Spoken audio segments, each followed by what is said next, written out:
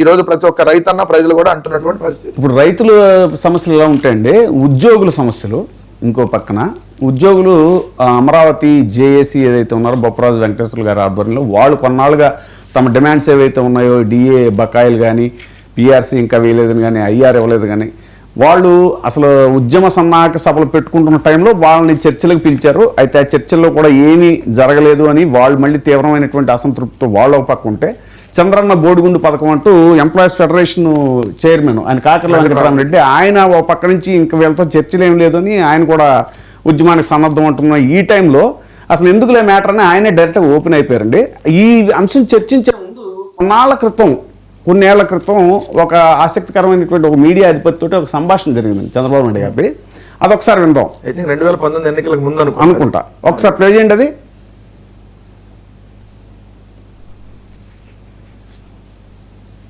తీసుకెళ్దాం అనుకుంటున్నారు రాష్ట్రాన్ని అందరూ. అదేం కాదు, 2,000 కోట్లు నాన్ ప్లాన్ ఇప్పటికే తరిసిపోయింది. గవర్నమెంట్ ఆఫ్ ఇండియా ఇది అంతే. 2 జీతాలు ఇవ్వడానికి జనం ట్యాక్స్లు కట్టేది వాళ్ళు కూడా లాగాలి కదా. సరే ఇష్టం అనుకుంటుంది వేరే విషయం. కానీ అది కాదు, మీకు నేను చెప్తానంటావా, మీరు చెప్పింది అన్నీ కరెక్ట్. కానీ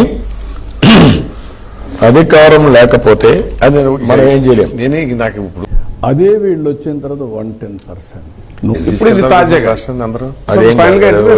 ఆయన ఆర్థిక శాఖ మీద వైట్ పేపర్ రిలీజ్ చేసేటువంటి ఆ మీటింగ్ లో ఓపెన్ గానే చెప్పేశారు, జగన్మోహన్ రెడ్డి అనవసరంగా 110% పెంచేస్తే అది పెద్ద తలనొప్పి కింద మారింది, దాన్ని నేను 98% తెచ్చాను, ఇంకా తగ్గించే ప్రయత్నాలు చేస్తున్నానని చెప్పారు. అదొకసారి బయట ప్లే చేయండి.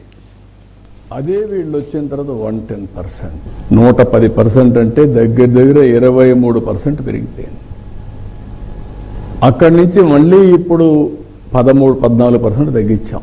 అంటే ఒక బాధ్యత లేని ప్రభుత్వం వస్తే ఏం చేస్తారో ఇది ఒక ఎగ్జాంపుల్. ఇది నేను ఓవర్ నైట్ మార్చే పరిస్థితి. జీతాలు కూడా ఎంతమందికి అవసరమో మన గవర్నమెంట్ ఒకటే చేయలేం, ప్రైవేట్ ఎంప్లాయ్మెంట్ క్రియేట్ చేయాలి.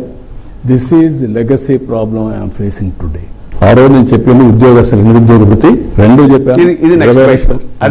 ఇప్పుడు నిరుద్యోగ వృత్తికి వెళ్లే ముందు ఇప్పుడు చంద్రబాబు నాయుడు గారిని ఎక్కువ నమ్మి ఓట్లు వేసినటువంటి వాళ్ళలో ఉద్యోగస్తులు ఎక్కువ ఉన్నారు తొలిగా. ఎందుకంటే ఉద్యోగస్తులకి చంద్రబాబు నాయుడు జగన్ గారేమో క్లియర్ గా చెప్పారు ఏమని, అయ్యా మన రాష్ట్ర బడ్జెట్ ఇది, నేను మీకు ఇప్పుడు ఏదైతే సిపిఎస్ రద్దు చేసి దాని ప్లేస్ లో నేను ఓపీఎస్ తీసుకురాలేను కానీ గ్యారంటీ పెన్షన్ స్కీమ్ అనేది తీసుకొని వస్తాను, ఇలా మీకు ప్రతి సంవత్సరం ఇంత దానివల్ల ప్రయోజనకరం చేకూరిద్ది, నేను ఉన్నట్టు బకాయిలు మెల్లిమెల్లిగా తీరుస్తాను. ఆయన 5 సంవత్సరాల కాలంలో ఉద్యోగస్తులకి చేయాల్సినటువంటి మేల్ని చాలా వరకు చేశారు. ఎందుకంటే 2 ఏళ్ళు కోవిడ్ టైంలో మిగిలిన రాష్ట్రాల్లో ఉద్యోగుల జీతాల్లో 50% కోత విధించారు. మీరు బాగా గమనించాల్సినటువంటి అంశం.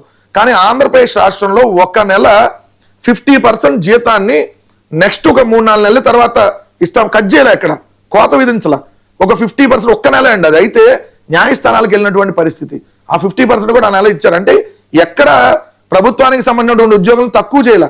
కరోనా లాంటి సమయంలో కూడా వాళ్ళకి జీతాలని సకాలంలో ఇచ్చారు. ఏదన్నా కొన్ని నెలల్లో 1వ తారీఖు రాకపోతే 5వ తారీఖు వచ్చి ఉంటాయో, కానీ ఎక్కడా కూడా వాళ్ళకి పెండింగ్ పెట్టలా.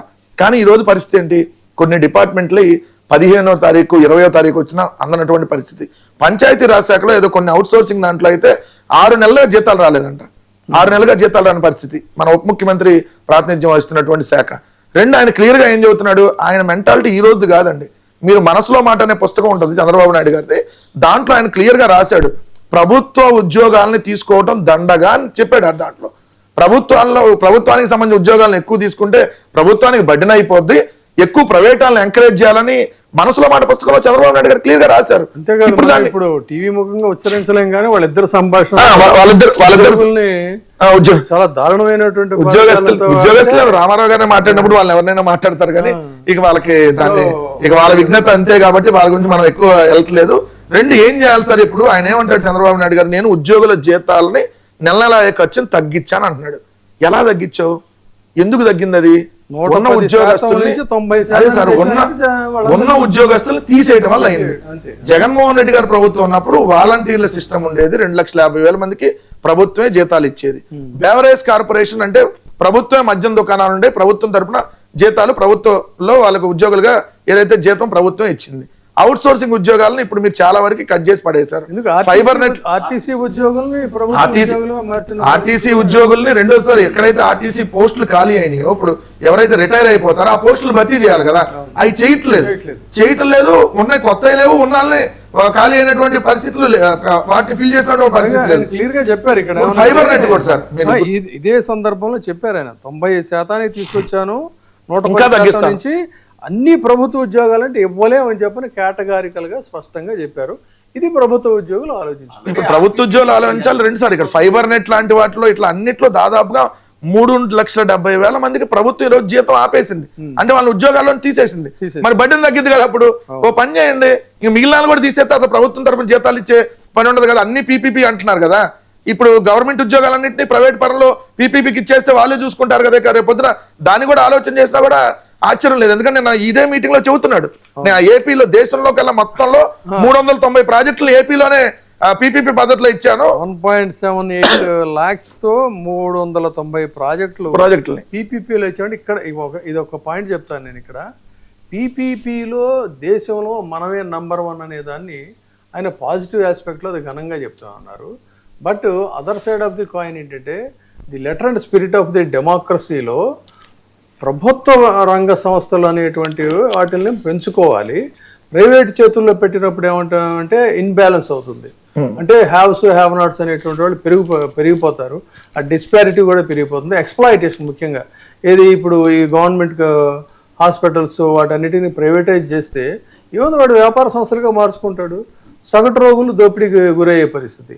దానికిను ఎయిర్పోర్ట్ లాంటి ఒక బిగ్గెస్ట్ ప్రాజెక్ట్స్కి కంపారిజన్ అనేది అంత అనుభవం లేని చంద్రబాబు నాయుడు గారు చేయడం సమంజసమేనా?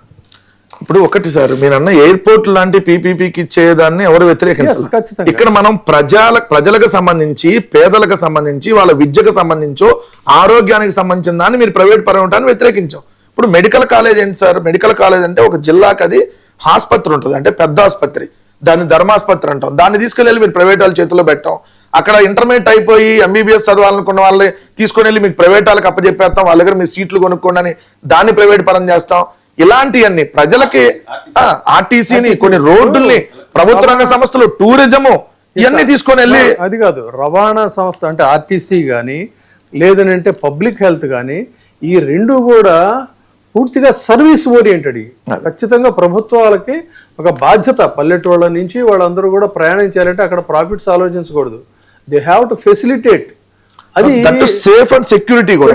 ఇప్పుడు మనం ప్రైవేట్ హాస్పిటల్ కి ఇప్పుడు వెళ్తే వాళ్ళు అడ్డమైన బాధ చేస్తారు అనేటటువంటి ఉంటది. రెండు గవర్నమెంట్ అయితే మనకు సెక్యూర్ గా ఉంటది అనే ఫీలింగ్ ఉంటుంది. ఇప్పుడు ఆర్టీసీ ఉంది, మనం ప్రైవేట్ ట్రాన్స్పోర్ట్ కి ఆర్టీసీ కంపారిజన్ లో ఆర్టీసీ అయితే మనకు సేఫ్ అండ్ సెక్యూర్ అనేటటువంటి ఫీలింగ్ పబ్లిక్ ఉంటుంది. దాన్ని మీరు తీసుకొని వెళ్ళి ప్రైవేట్ వాళ్ళకి ఇచ్చేస్తాము అంటే వాళ్ళు అడ్డగోలుగా ఇష్టం అంటే వాళ్ళు